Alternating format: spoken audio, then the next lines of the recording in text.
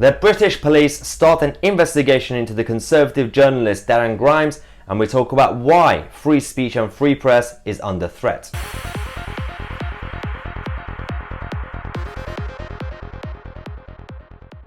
Hello everyone and welcome to today's show.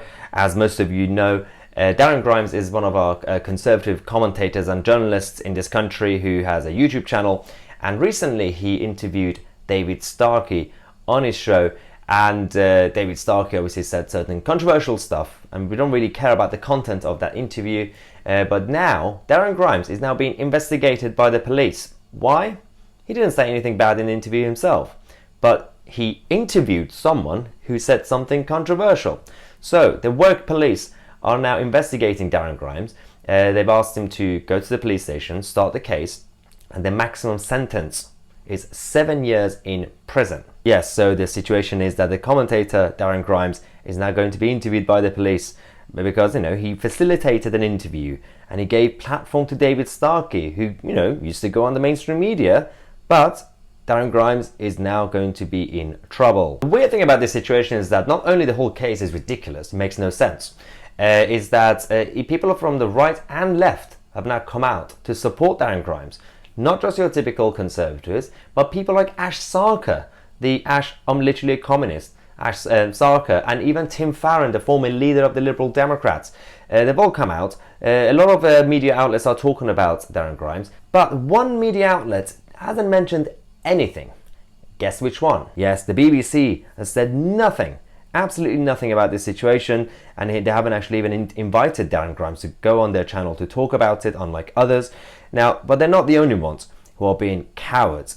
So Keir Starmer, the Labour leader, and his party are the only ones from the political spectrum who are still attacking Darren Grimes on this situation. So Keir Starmer has said that there has to be tolerance of free speech.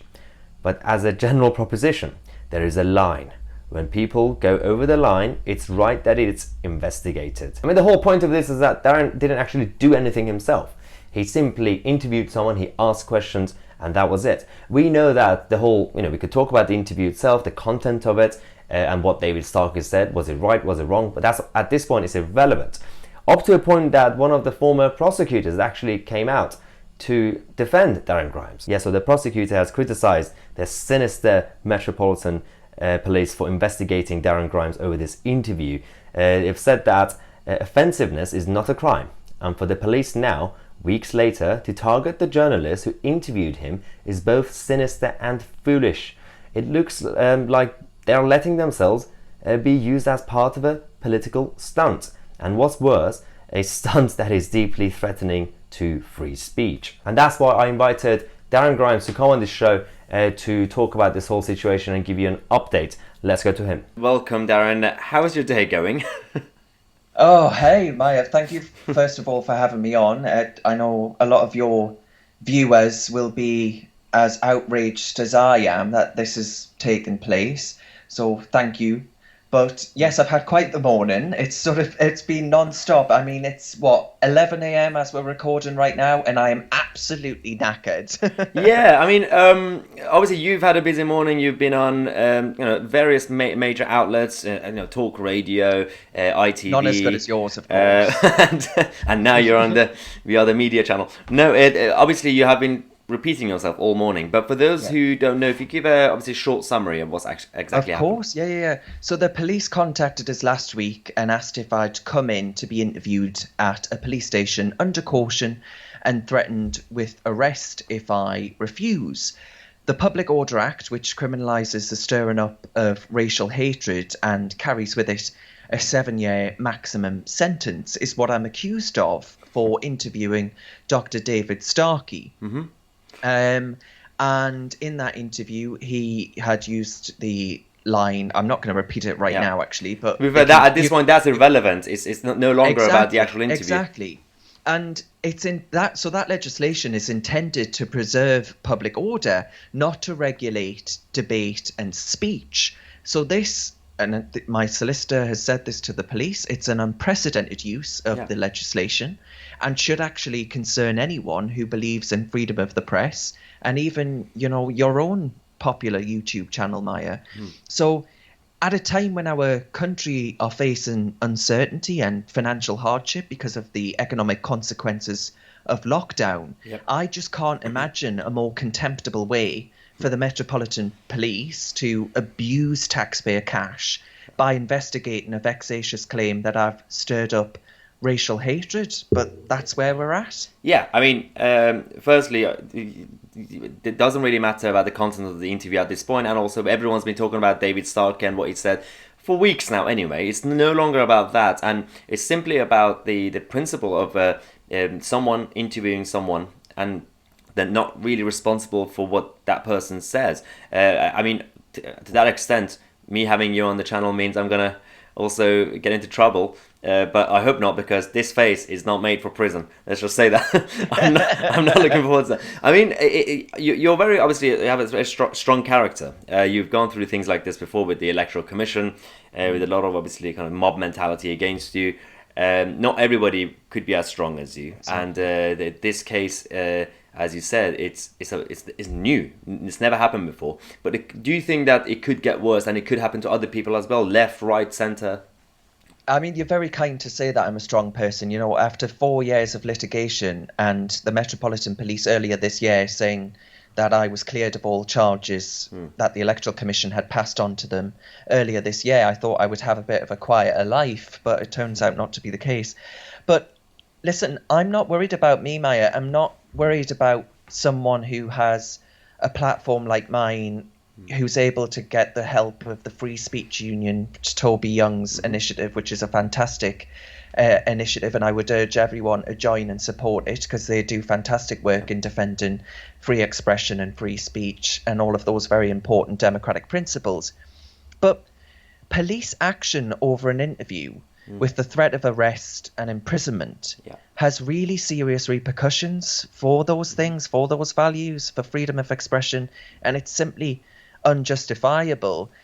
And my real fear is that it'll be smaller people without public platforms who get accused of these vexatious charges. I can't say that word, and therefore will be unable, because they don't have a platform to wax lyrical about it like I have and scream bloody murder. They won't be able to defend themselves, and it puts people in a really perilous position. And we're sort of, you know, we're no better than Russia if this is the way we behave when it comes to press freedom. And I think that's highlighted, Maya, by the fact that everyone from a communist like Ash Sarkar to a liberal Democrat like Tim Farron are taking issue with the police investigation, and for that offence of stirring up racial hatred under the Public Order Act. Again, I can't stress enough an unprecedented use of that act. So I think you're absolutely right to say that this could get worse, and this could just be the sort of start of a really chilling effect on free speech, on your YouTube channel, on a YouTube channel like Good Morning Britain, for example. Big or small, this could have a real chilling effect on free speech and debate. And I highlight that. I would just end by saying Lord MacDonald, who was the former Director of Public Prosecutions, told The Times that he believed that the actions of the police here are, and I quote, sinister and foolish and deeply threatening of free speech. Now, Keir Starmer has disagreed with him this morning. That tells you everything you need to know about the leader of the opposition. Yeah, I was going to mention, obviously, he has said that there has to be tolerance, to be tolerance of free speech, but as a general proposition, there is a line.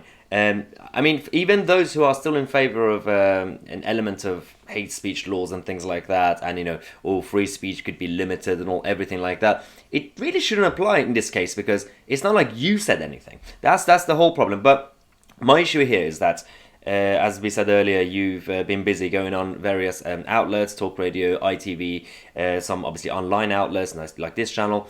Nothing from the BBC, right? Have you heard anything?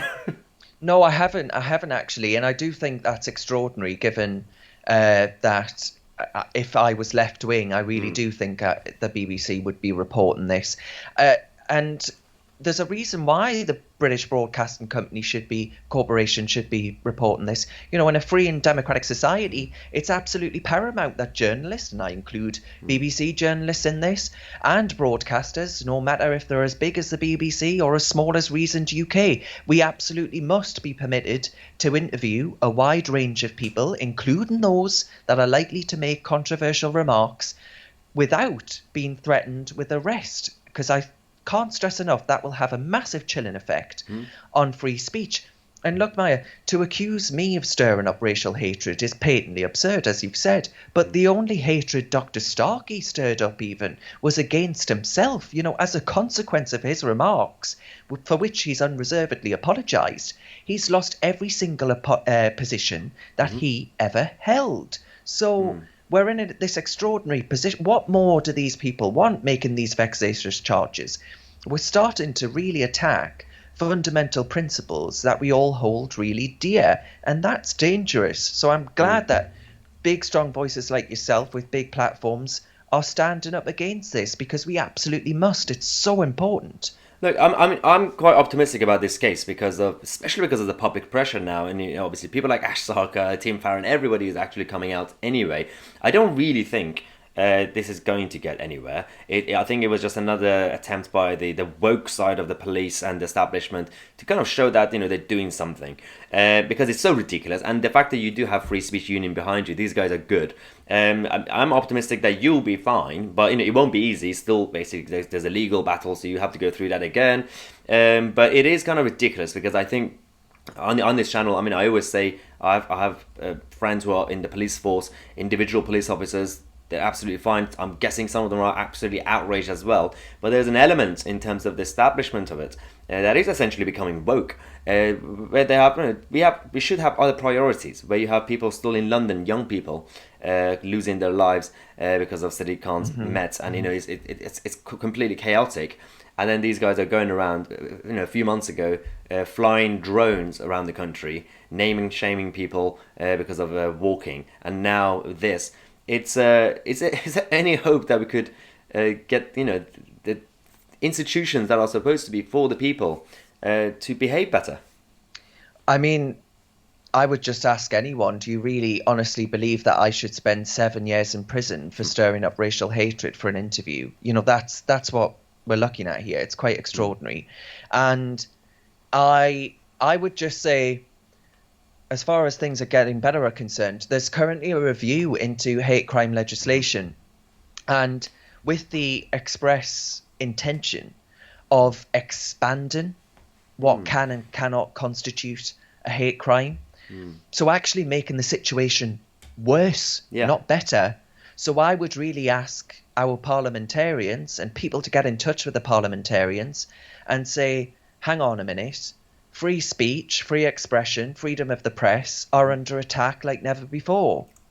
A journalist, a broadcaster with a YouTube channel like mine, Reasoned UK, is facing arrest. And I'm going in for a police interview on Friday. And you're talking about expanding this stuff to make it even worse. And you're absolutely right to say that people's priorities are on burglaries being investigated, knife crime being stopped, all of these really serious things that impact upon people's lives. And instead, what we have with the police at the moment is a desire to see hate crime statistics go up, because you're right, that makes them seem more woke and progressive. Yeah. And any objective police force would think, well, crime should come down. That should be our objective. But they don't actually want that to be the case. They want hate crime statistics to go up because it looks like they're doing something about this. And it's having a real chilling effect on freedom of expression. And I think our parliamentarians need to actually get a grip of this before it gets really serious and someone does end up spending significant amounts of time in prison for an interview. How ridiculous in Britain in 2020. Well, it is, and I do hear that this week in Parliament there is going to be a scrutiny. Some MPs are going to be asking questions from the police to actually explain the situation, and obviously we'll keep everyone on this channel posted on this whole situation. Best of luck with everything. I'm pretty sure it's going to be fine. It's going to be difficult, but hopefully it should be fine. And what we're going to have you, Darren, on the show again when you have your victory, and then hopefully this will be at some point post lockdown, so we could have victory drinks with everyone. So, absolutely. Thanks again for coming on the show. Any last few words?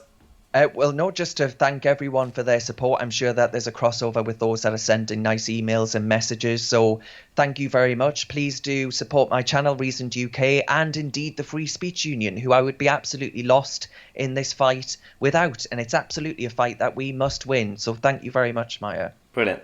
Well, thanks for watching this interview. I hope you enjoyed it. Obviously, don't forget to share this. Click on the like button, subscribe to the channel. And also, a quick reminder, we have 3 days to go to the deadline for no deal Brexit. This Thursday is when we're going to find out what's going to happen with the Brexit deal. The UK will potentially walk away from the negotiations, and in the next video, which will be posted straight after this at 8 p.m. UK time, we're going to talk about the details, so stay tuned. But until then, I'm Tousi, and I'll see you guys in the next video.